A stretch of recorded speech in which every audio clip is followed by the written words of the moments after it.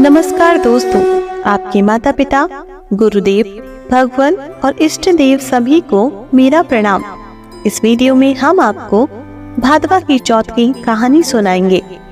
भादवा की चौथ को भादुड़ी चौथ या बहुला चौथ भी कहा जाता है। इस दिन चौथ माता का व्रत किया जाता है और कहानी सुनी जाती है। इसके साथ ही विनायक जी की कहानी सुनी जाती है। कुंवारी कन्याएं सुंदर, सुशील और अच्छे पति की प्राप्ति के लिए चौथ का व्रत करती हैं और स्त्रियां इस व्रत को अपने सुहाग और पति की लंबी आयु के लिए करती है। चलिए कहानी शुरू करते हैं। एक बुढ़िया माई के एक बेटा था।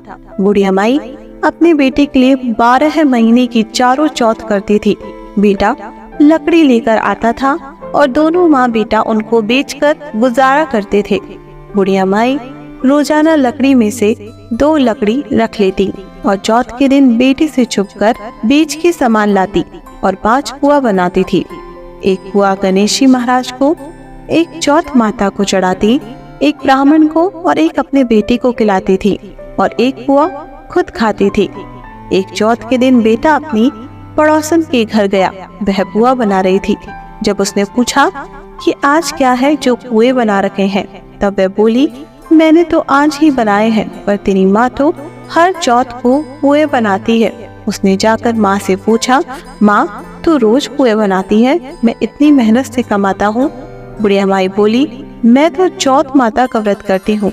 वह बोला कि तू मुझे रख ले या तो तू चौथ माता को ही रख ले। बुढ़िया माई बोली, मैं तो तेरे लिए ही चौथ का व्रत करती हूँ, इसलिए मैं तुझे छोड़ सकती हूँ पर चौथ माता को नहीं। जब बेटा घर से जाने लगा तो बुढ़िया माई बोली, तू जा रहा है तो यह आँखा लेते जा, जहाँ संकट आए वहाँ ही पूर देना। बेटे ने सोचा बात झूठी है, पर ले चलने में क्या बुराई है। वह चलने लगा और वह थोड़ी दूर पहुँचा ही था कि उसने देखा कि खून की नदी बह रही थी।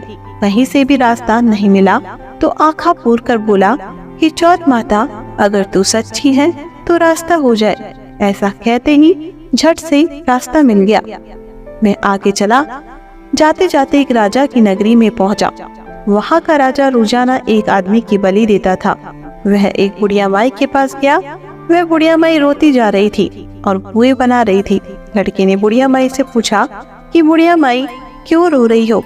तो बुढ़िया माई ने जवाब दिया कि मेरे एक ही बेटा है जिसकी कल राजा बलि देने वाला है। मैं उसी के लिए पुए बना रही हूँ। वह बोला, बुढ़िया माई अपने बेटे की जगह मुझे पुए खिला दे, मैं उसकी जगह बलि चढ़ने चला जाऊंगा। बुढ़िया माई ने कहा कि मैं दूसरे के पुत्र को कैसे भेज सकती हूँ, लेकिन वह नहीं माना तो बुढ़िया माई ने उसको पुए खिला दिए। अगले दिन जब राजा का संदेशा आया तो बुढ़िया माई ने सोचा कि मैं कैसे दूसरे के बेटे को बलि चढ़ने के लिए भेज सकती हूँ, मैं ऐसा नहीं कर सकती। लेकिन बाहर की आवाज सुनकर वह गया और राजा के आदमियों के साथ चला गया। वहाँ मटकी पकाने का हाव बना हुआ था। वहाँ उन सब ने मिलकर उसको हाव में चुन लिया। वह आँखा पूर कर हाव में बैठ गया। एक दिन में ही हाव पक गया और मिट्टी के घड़े सोने चांदी के बन गए। वहाँ एक जमादारनी झाड़ू लगा रही थी। तब झाड़ू से एक कंकड़ उछलकर उन बर्तनों से जाकर टकरा गया। तब जमादारनी ने राजा को जाके बताया कि आपका हाव तो पक गया। तब राजा ने सोचा कि हाव तो 8 दिन में पकता है, आज एक दिन में कैसे पक गया। तब जाकर देखा तो वहाँ पर तो मिट्टी की मटके की जगह हीरे मोती और सोने चांदी के कलश हो गए। अंदर से आवाज आई कि धीरे से उतारो, अंदर आदमी है। आवाज को सुनकर राजा के आदमी डर गए कि अंदर कौन सा भूत प्रेत आ गया। फिर वह बोला कि डरो मत, मैं तो सिर्फ एक आदमी हूँ जिसको तुमने अंदर चुना था। देखा तो अंदर हरे हरे ज्वारे उग रहे थे। राजा ने पूछा कि तू अंदर जीवित कैसे बच गया? तब उसने बताया कि मेरी माँ चौथ का व्रत करती है। जब मैं घर से निकला तो मेरी माँ ने मुझे आंखें दिए थे, मैं उन्हीं को पूर कर बैठ गया और चौथ माता के कारण बच गया। राजा ने अपनी बेटी की शादी उस लड़के से कर दी और बहुत सा धन दौलत देकर विदा किया। बूढ़ी माई का बेटा अपनी पत्नी के साथ घर आ गया और अपनी माँ से माफी मांग ली। हे चौथ माता, जैसे आपने बुढ़िया और उसके बेटे पर कृपा बनाई, वैसे सभी पर कृपा बनाना। भादवा की चौथ माता की कहानी कहने वाले को, कहानी सुनने वाले को, हुकारा भरने वाले को और पूरे परिवार पर अपनी कृपा बनाना। बोलो चौथ माता की जय हो।